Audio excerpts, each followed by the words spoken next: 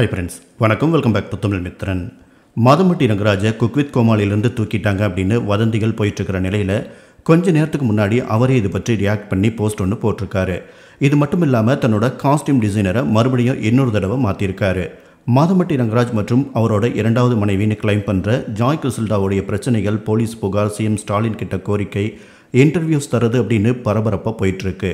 என்னோட வயிற்றில் வளர்கிற குழந்தைக்காக நான் எந்த எல்லைக்கு வேணாலும் போவேன் அப்படின்னு ஜாய் கிறிசல்டா சபதமே பண்ணியிருக்காங்க.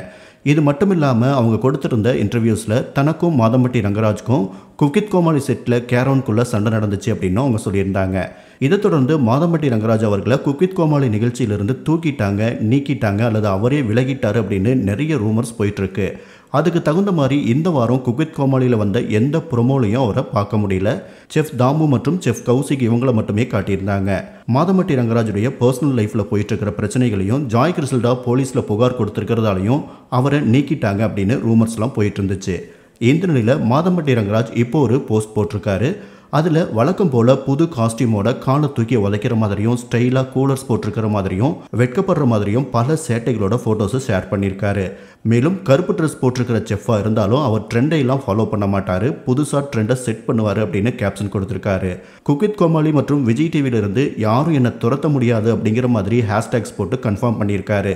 இது இல்லாமல் ஏற்கனவே மீனாட்சி ஸ்ரீதரன் மற்றும் சுரேஷ் மேனன் அப்படின்னு தன்னோட காஸ்டியூம் டிசைனர்ஸை மாற்றிருக்கிற அவர் இந்த தடவை பவித்ரா சதீஷ் அப்படிங்கிற காஸ்டியூம் டிசைனரை கொண்டு வந்திருக்காரு. நடிகர் ராதா ரவி அவர்களுடைய பேத்தி தான் இந்த பவித்ரா சதீஷ் அப்படிங்கிற காஸ்டியூம் டிசைனர்.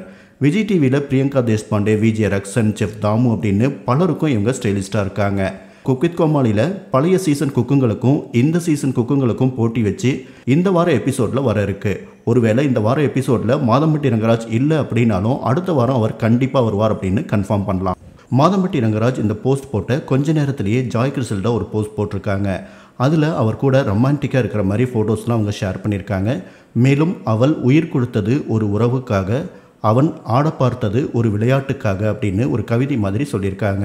அதாவது மாதம்பட்டி அவர்கள் அவங்களோட ரிலேஷன்ஷிப்பை ஒரு விளையாட்டாக பார்த்ததாகவும், ஆனால் ஜாய் கிறிசல்டா அந்த ரிலேஷன்ஷிப்காக ஒரு உயிரையே சுமந்துட்டு இருக்காங்க அப்படிங்கிற மாதிரி எமோஷனலாக ஷேர் பண்ணியிருக்காங்க.